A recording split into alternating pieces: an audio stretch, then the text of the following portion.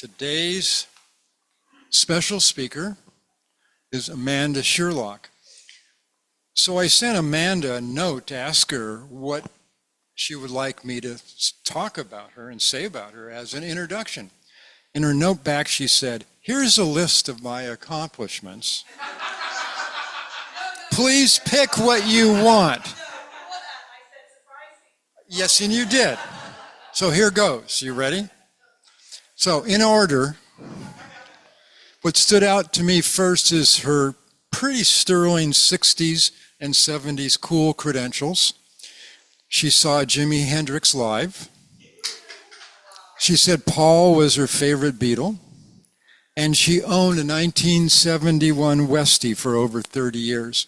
If people don't know what a Westie is, it's the Volkswagen camper Westphalia, which was the expensive camper. All the rest of us built our own, but it's this cool Volkswagen camper. That is really cool. She also has an MA degree in spiritual psychology from the University of Santa Monica, which, by the way, is a rigorous program. I know people have been through that. She attended the Unity of Santa Monica in Palo Alto and Santa Monica for years. But what stood out to me, and always has, is she made a statement years ago, and I think she may have even made it here, I'm not sure, but her happy place is in prison. Now, how many of you have heard that before? And so, getting to know her over the years, I began to really appreciate the work she does in the California state prisons. And she has been doing so for 19 years. Her talk today is Tending Your Life's Garden. I am happy to welcome Amanda Sherlock.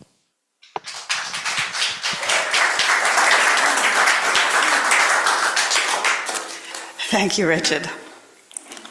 I appreciate that. Okay, let's see how this thing goes.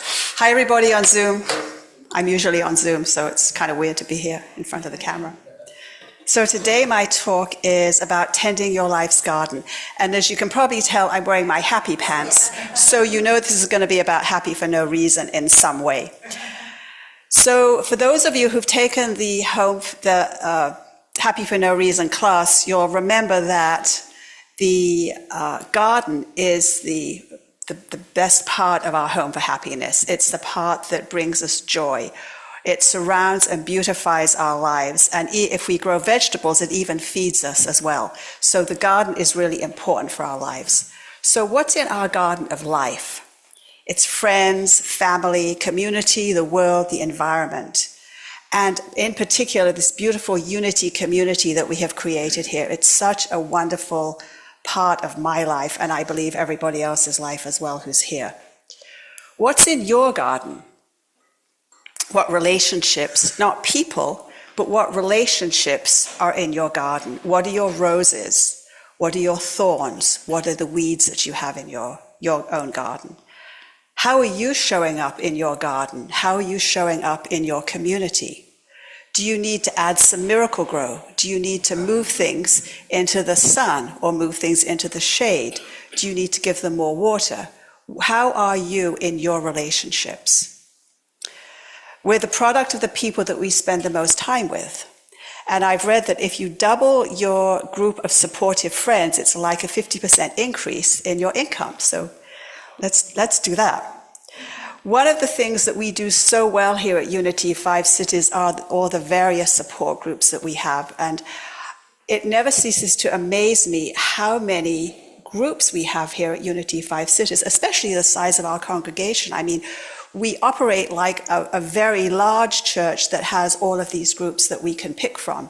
In particular, Aging Gracefully, Chris's wonderful groups that he generously offers and curates for us. And just a promo, starting June 25th, we have another one coming up with Maria Shriver, which is on relationships. And this is sort of like an appetizer for that. Some of what I'm going to be talking about is probably what she's going to be talking about as well. The other groups, one of the gifts of COVID, from my point of view, was Zoom. Zoom is ubiquitous now. Pretty much everybody knows how to use Zoom. Case in point, I don't know how many people we have on Zoom today, but there are usually about a dozen. So we have people who are coming in, like Mary, who's coming in from up north. So it's really wonderful to have these communities on Zoom. I'm in a number of communities. Some of them I've looked for, and some of them I've created myself. As a matter of fact, when Annie and Gary were standing over by the coffee, I said, welcome. And then Annie looked at me. I went, wait a minute, I think I know you from Zoom. And she said, I do. So here she is. Thank you for coming. I mean, so I'd never met her in person, but here she is in person, but in one of my Zoom communities. So you never know who you're touching, and that wide reach that we have of community and the garden. So how does this relate to the Unity 5 principles? And by the way, I'm glad Deborah talked about order, because this isn't going to be about order at all. So plug for order. But I'm going to be talking about some of the Unity 5 principles. So the 5th principle, which is on the 5th Sunday, is knowledge of these spiritual principles is not enough. We must live them. So this is what I'm inviting you to do today, is to live the spiritual principles. What are they? Rewind.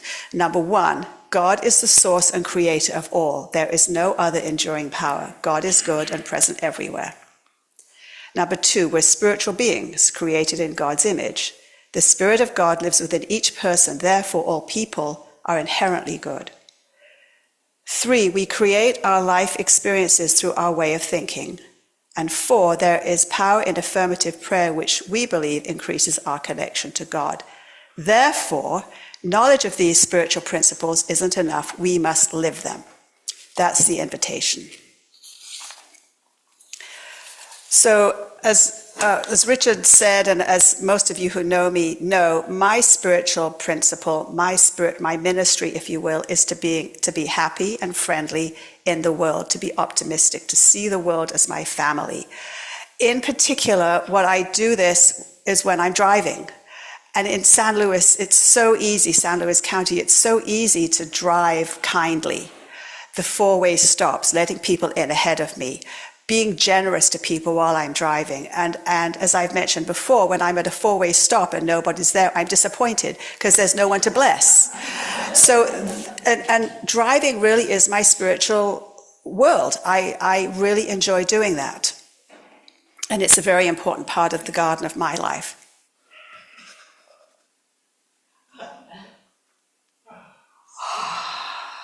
How many of you were tempted to yawn just then? That's a mirror neuron. A mirror neuron is a part of emotional contagion, and a part of emotional contagion is the ability to be out in the world and be kind and generous. So here's the scientific explanation. Mirror neurons and emotional contagion are related concepts in neuroscience and psychology, but they're not the same thing. Mirror neurons are the biological foundation, while emotional contagion is the behavioral and psychological phenomenon. Mirror neurons fire both when a person performs an action and when they observe someone else performing the same action, leading to a sense of understanding and possibly mirroring the action. So, for example, just like the yawn, and nobody yawned, by the way, but I imagine you were probably suppressing it out of politeness. But you know, when you're walking down a hallway, you go this way, they go that way, you go that way, they go that way. It's that dance that you have, that's the mirror neuron. And it's how we're mirroring each other. Emotional contagion, on the other hand, is the tendency to unconsciously mimic and experience the same emotions as others, as often facilitated by the activation of mirror neurons. So this isn't quite the same thing, but I was looking for an analogy. So bees cross-pollinating are taking that emotion and putting it to another emotion in the garden. One of the things that I learned very early on in my sales career was the importance of mirroring people. So if I was in a meeting and someone was sitting like this, I would sit like this, just to have that likeness and that connection with other people.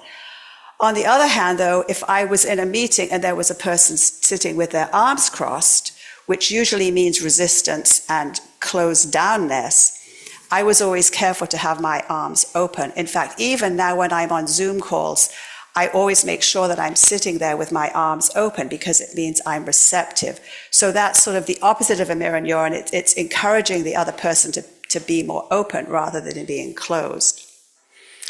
Emotional contagion, though, is a broader phenomenon that involves a large range of factors, including social dynamics, cultural influences, and individual differences in emotional sensitivity. So, fun fact, emotional contagion goes back to Darwin. And so spreading emotion or contagion can really change the world. And that's what I'm doing when I am being nice to people when I'm driving. What types of emotions do I give off, and how does that affect how I interact with other people, such as my friends, neighbors, family, and strangers? How easily do I let others affect my emotions? Do I even know when that's happening?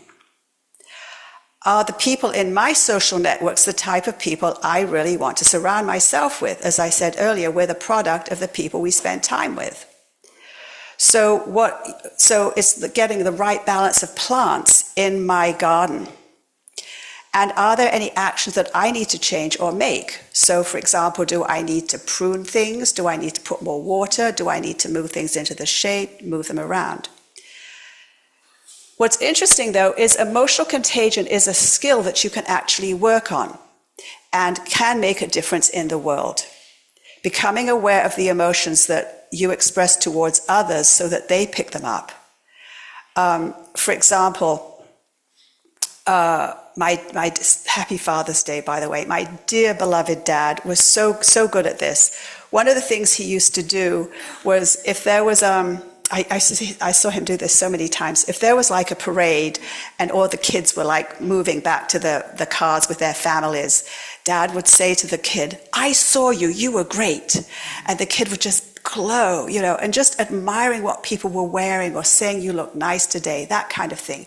It's so small. It's something that we can all do. And I feel better when I say that, giving appreciation to people, and they feel better too.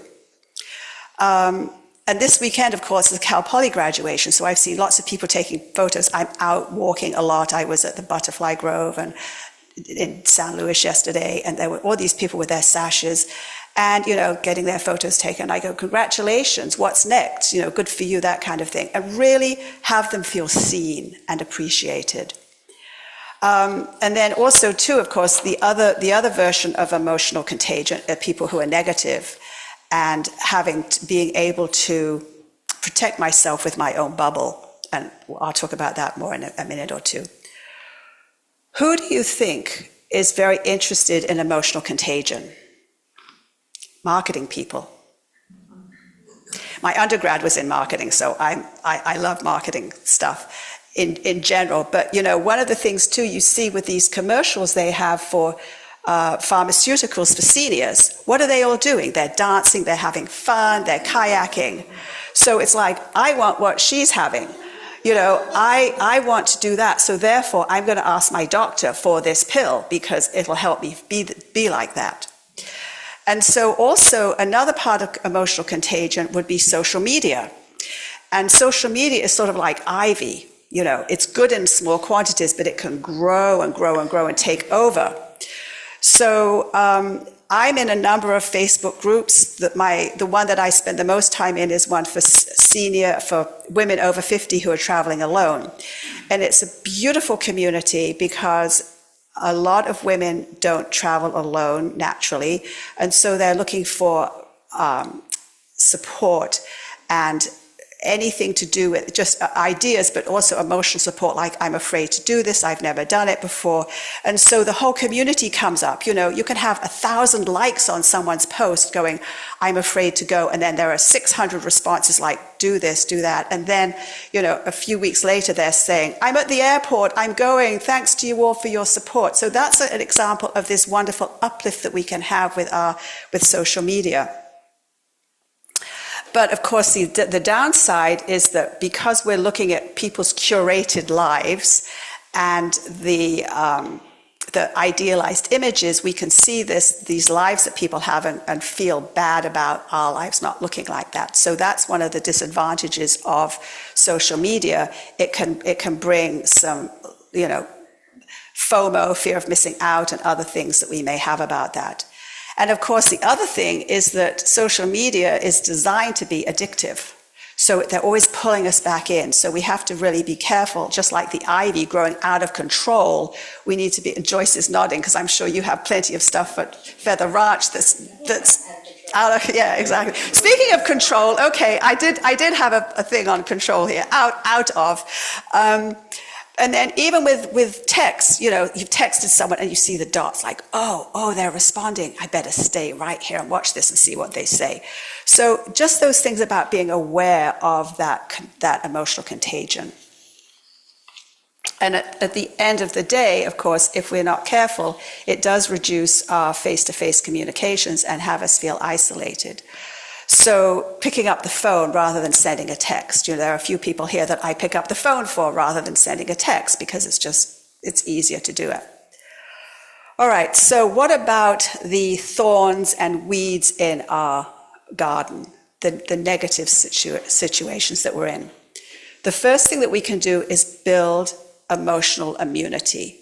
So that's putting a bubble around ourselves, not allowing people to bring in their negative things.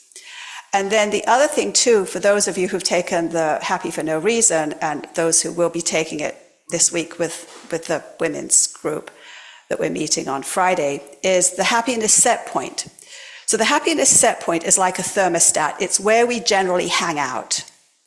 And how the happiness set point is made up, it's 50% genetics. So it's what we're brought in with our DNA. However, Bruce Lipton says that we can massage that. So the 50% is malleable. 40% is our habits, which gets back to unity principle number 3. We create our life experience through our way of thinking.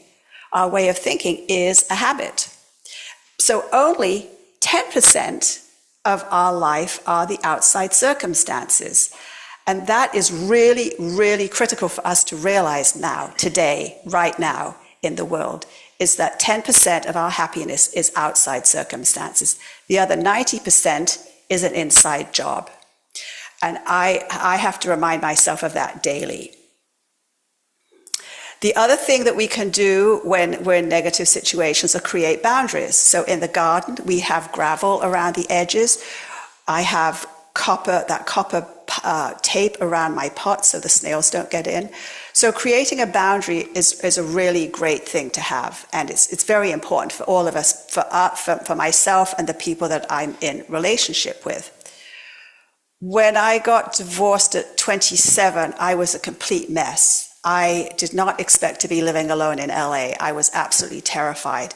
And I had this lovely friend who was so kind and generous. I talked to her all the time, multiple times a day.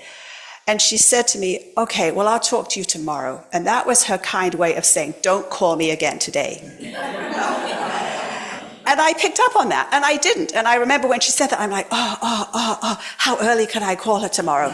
So, it's such a sweet thing to do, and I've always remembered that. So we train people how to treat us. Are we giving away our power? Are we accepting unacceptable behavior? And when those things happen, we need to speak up. And if speaking up doesn't help, then we need to do the next thing, which is move on. And you've probably heard the experience of relationships are for a reason, a season, or a lifetime. The reason could be, if we're looking at them from a gardening point of view, the reason could be cut flowers in a vase for an event. The season could be your bedding plants, which you have to replace every year. And then there's the lifetime, which is the trees. So what are they? And one of the things that I have looked at recently is, the reasons and seasons is, are they still valid? Do I need to move on? What is here in the reason and the season? The New York Times last year had an article on relationships. And one of the things, ironically, about the garden is they were talking about repotting relationships, pulling it out, changing the roots, putting more Miracle Grow in, putting water on, moving where it is. And that happened to me last year, actually. I have a friend who was a really good friend. We lived together for a short period of time. And she moved north from the Bay Area, and I moved south, and we lost contact with each other. And I was going up north last summer, and I knew that she lived in Sonoma. And I contacted her, and I said, I'm coming up. Can I drop in and say hello? Or she said, oh, come and stay with me. So I did, and we had a lovely time. It was as if we'd just spoken.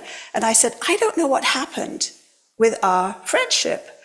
There was nothing bad that happened. There was no ill will. I think we just got out of the habit. Out of the habit. So I'm just asking you, are there any relationships where you're out of the habit and you'd like to get back into the habit? Or is there a habit that you'd like to get into with someone that you've just met and nurture that relationship? Put it in some pot, give it some nurturing, give it some water, and all of that kind of thing. So, what can I learn if I do end up, closing a door on a relationship? What can I learn from that? How can I be different? How could I have been different? What could I have learned from all of that? And Marcy Shimoff, who wrote Happy for No Reason and does Year of Miracles, talks about blaming, shaming, and complaining. So when we're exiting a relationship, not to blame, not to complain, and not to shame. And getting back to unity principle number 2, we're spiritual beings created in God's image. The Spirit of God lives within each person. Therefore, all people are inherently good. So this relationship that we're in with another human being, another spiritual being, they're doing what they can do. They're doing their best in their life. Doesn't mean I can nuke them or they can nuke me, but it just having that ability to be able to gracefully end the relationship and feel complete about it. So in so doing, can I be kind? Can I say things that are just necessary? Am I going to give up my attachment to being right? And then in some cases, the beliefs have changed. I spoke a couple of weeks ago in Miracles, Milestones, and Challenges about a dear relationship that I had that is on hold because my friend's beliefs have changed and she can't accept me with her new beliefs. And I'm hoping that relationship will be on hold, but I don't know. It remains to be seen.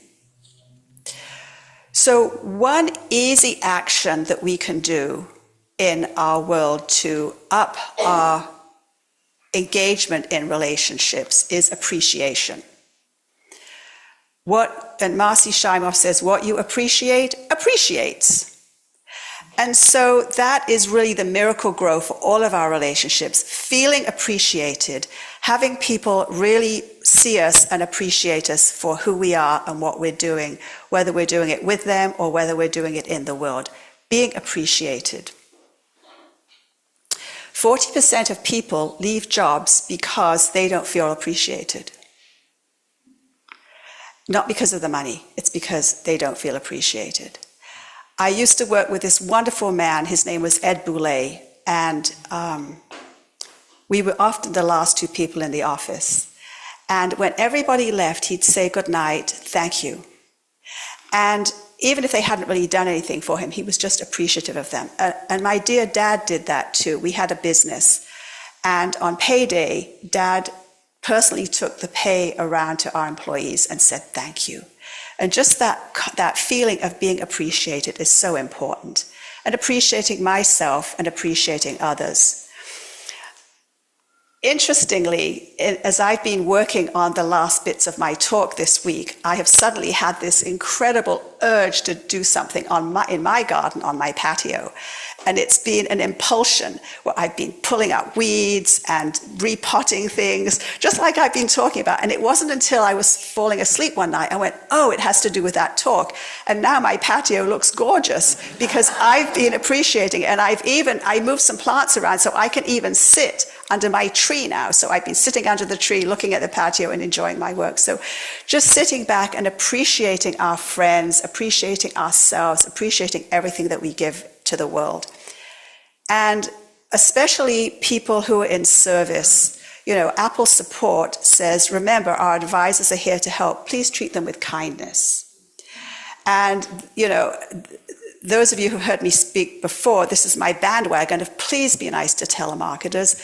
Please be nice to the people on the phone. They're doing their jobs. They're trying to put food on the table, keep roof over their heads. And it's really important to be kind to them and to be nice to them, even though we don't see them. And when I'm nice to people, I feel better and they feel better. And getting their names, asking what their name is and thanking them by name. And then when I get that survey saying so-and-so was really helpful. So in closing, I want to give a quote from Alan Cohen, who's one of the Course in Miracles peoples.